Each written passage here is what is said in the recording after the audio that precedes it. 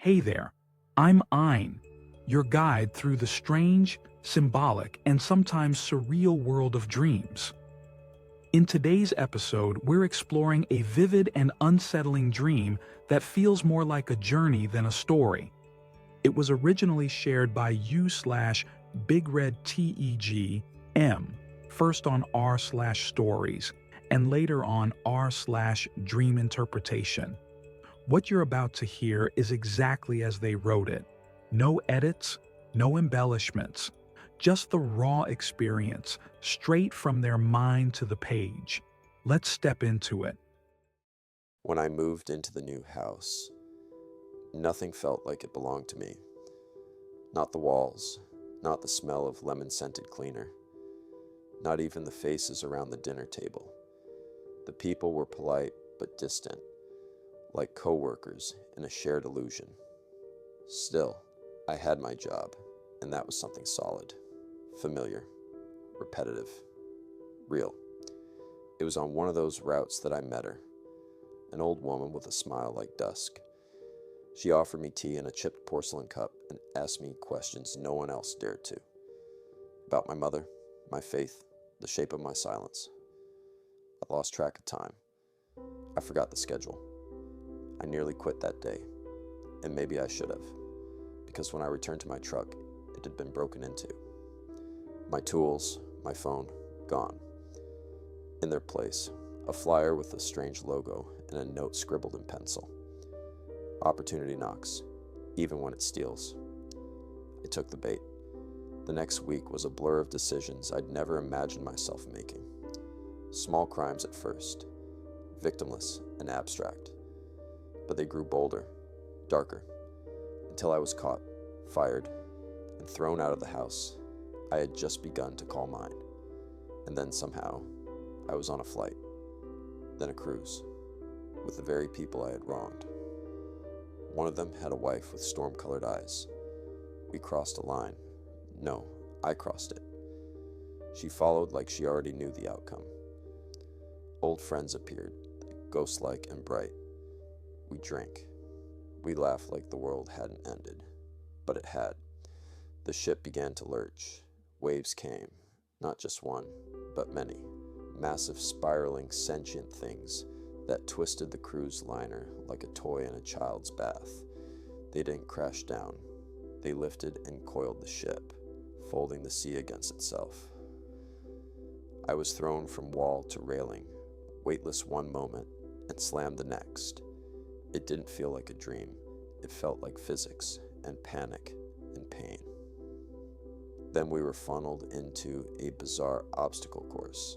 Ropes, spinning wheels, puzzle locks. And just as I reached the final gate, a voice called out, "You're a living person," said a man I once competed with. The rest of them, they're not. He looked sad when he said it. The cruise ended in Tampa. The sky was cracked. Smoke rose from the south. People screamed and scattered as the world slid into something unspoken, something dead-eyed and hungry, a zombie apocalypse, or something worse. I ran, back to the house I had been exiled from. They hesitated, so I showed them something. Proof, not of where I'd been, but of what I'd been through. The look in my eyes, the bruises, the truth.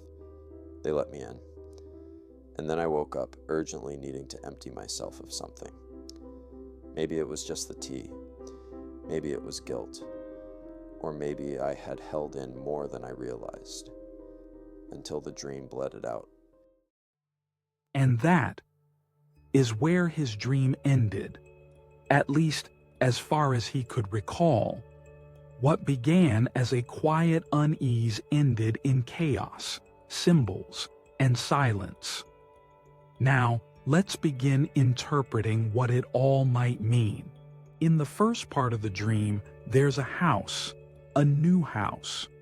One of the most common interpretations for a house in dreams is that it represents a place of comfort, a personal sanctuary.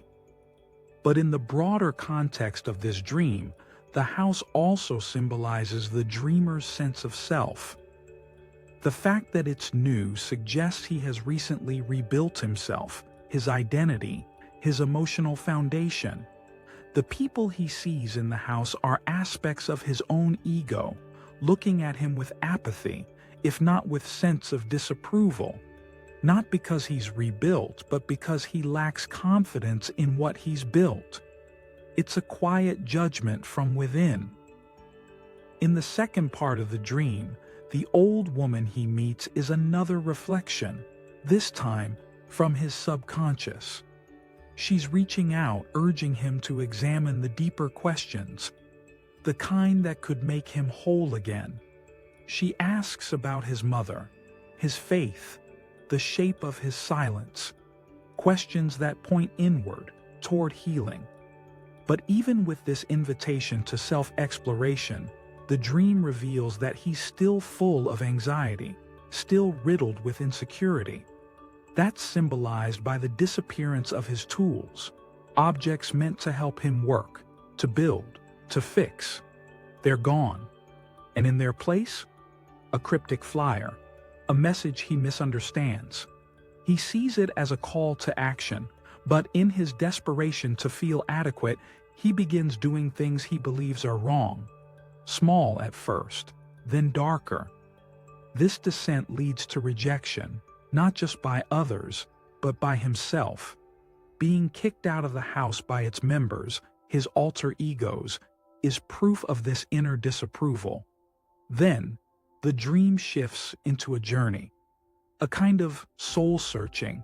He travels, he reflects, he tries to make amends, he denies that he's close to giving up. But the world around him begins to crumble. The slow ruin, an apocalypse, is a mirror of his inner state. And then comes the storm. Water in dreams can often symbolize sickness, emotional overwhelm, or impending tragedy. But here, despite the violent sea and the chaos, he survives. The ship, his vessel, his journey, holds together. A sturdiness he is failing to see. He passes through obstacles, trials, and challenges. And finally, a voice from the past, an old competitor, tells him something no one else has. You're a living person. It's a quiet affirmation, an attempt of his subconscious to give him more self-confidence. And the sadness in the competitor's voice isn't for himself.